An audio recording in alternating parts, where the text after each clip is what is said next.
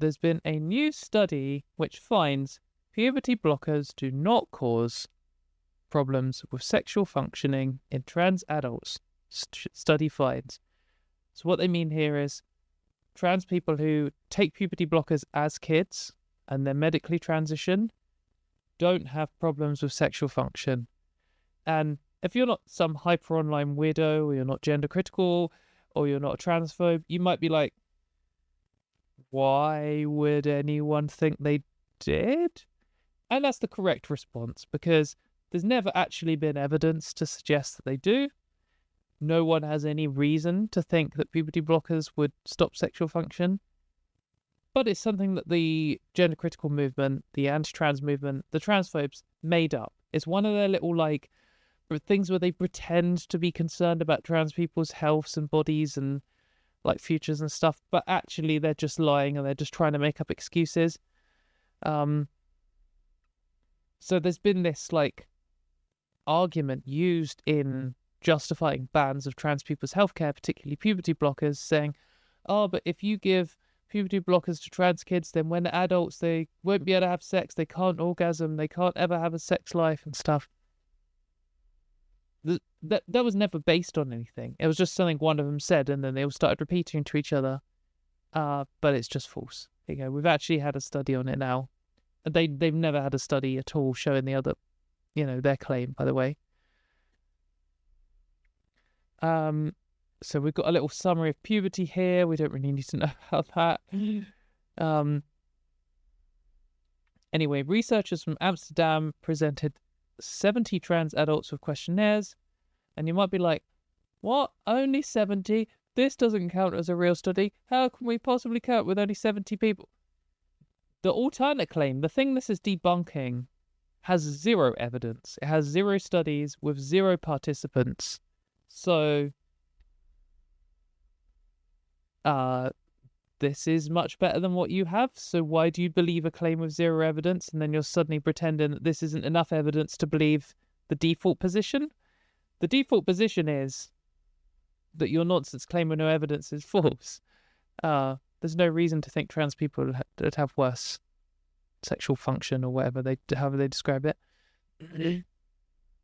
Anyway, all participants started with puberty blockers, then received gender-affirming hormones, received trans healthcare, or received HRT. The participants completed the questionnaire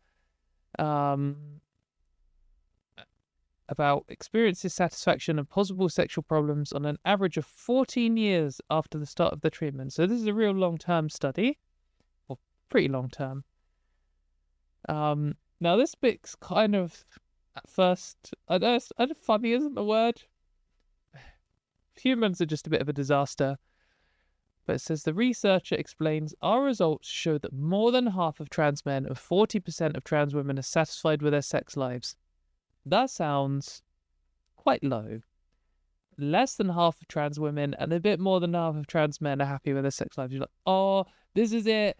Evidence that trans people, it shouldn't be allowed to transition because having good sex is more important than every other aspect of your life. Even if this nonsense claim from gender criticals was true, it wouldn't justify stopping transition. They constantly say trans people only transition for sex, and then when you go, well, that's not true. Why would anyone upend their entire life just for sex? They then say you shouldn't be able to transition because you won't have good sex. Nothing they say makes any sense. Anyway, pretty low that it's less than half trans women and more than half trans men are happy with their sex lives. However, this corresponds to the sexual satisfaction of the cisgender population. There was also no difference between people who started puberty blockers early or later in puberty. So actually, those numbers are just true for men and women in general, which sounds about right to me. I wouldn't be surprised if half the people on Earth weren't happy with their sex lives. What is important here, it doesn't really matter if these numbers are a bit desperate. What matters is that they're the same as cis people, and therefore the nonsense anti-trans claim that puberty blockers ruin your sex life to the point where it justifies taking healthcare away from you and like ruining your life isn't justified. Complete nonsense. Most participants had no trouble with desire, arousal, or having an orgasm.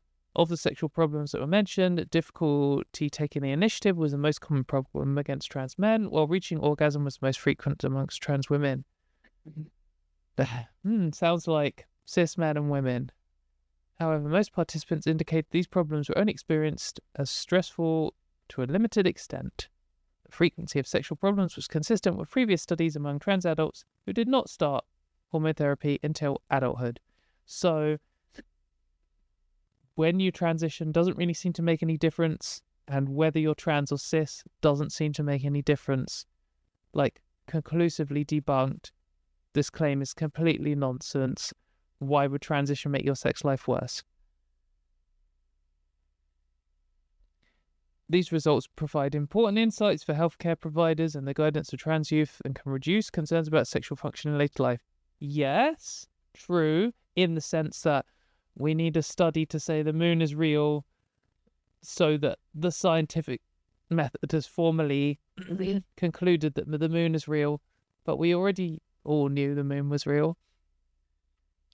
If, like, one of the, what I think is so ridiculous about this claim that transition makes your, like, or early transition or puberty blockers or something ruins your sex life is there are loads of things that the trans community as a group knows, and the information is passed down, and you learn about, and there are loads of things like when you're going for laser hair removal, how you should never pay full price for it because there's always vouchers, and how you shouldn't do it after you've just had a suntan because it can cause darkening on your face, which isn't something you want. And there's a whole host of things with every single treatment procedure.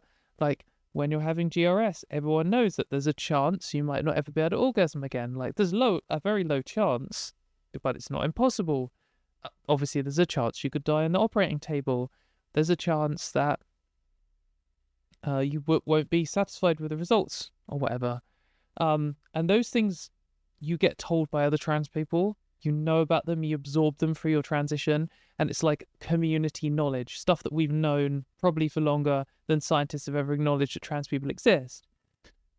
You don't hear this claim that puberty blockers ruin your sex life from trans people. Absolutely not. You only ever hear it from transphobes who also happen to want to ban kids from transitioning full stop, and also who happen to want to ban trans people from public spaces, and also happen to want to ban everything to do with trans people and want to create a world without trans people in it. I just wish people would like look and see where these concerns are coming from. Like, there's loads of things trans people are constantly demanding to have better healthcare. The way that some doctors treat us is terrible, like denying us access to some medications all the time, and things that we like. Another classic is in the UK they won't prescribe you progesterone, but progesterone can benefit your mental and physical health, and in other countries they prescribe it like by default because it's part of transition. And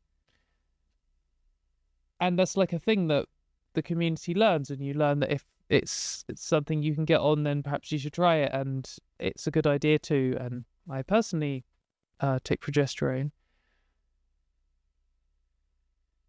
and that's what you hear from trans people. Like, we're constantly saying healthcare should be better. Here's the risks of this. What about this? You've got to consider this. So if there was any real issue here, you would have heard it from trans people for sure. Like, no one would ever recommend something which has some. The gender criticals and anti-trans people always act as if there's like some cover-up by trans people to hide the negative things about transition. And then they also run these like hate forums where they go on to places where trans people talk about difficulties they're having in surgery or something, and they post them on these hate forums and laugh about them, obviously showing that there's no kind of cover-up about any of this stuff. I think, if anything, most trans people I know are the most TMI people on earth. And like, when I was looking for stuff about GRS, I messaged a bunch of people I knew and didn't know so well. I was like, oh, you know, I've heard you've had GRS. Could you tell me about it? And like, more than one of them in their initial response, sent me pictures of their genitals. Like, pow, here you go. This is what it looks like. This is what you can expect. I was like, whoa, okay. Didn't necessarily ask for that.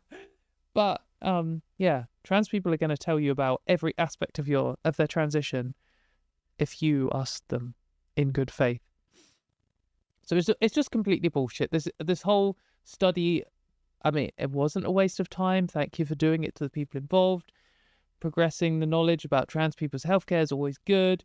But this is a study finds out the water is wet in 2025 kind of thing that we just, if it weren't for the anti-trans movement, we wouldn't have this study because we wouldn't need to debunk the bullshit they make up.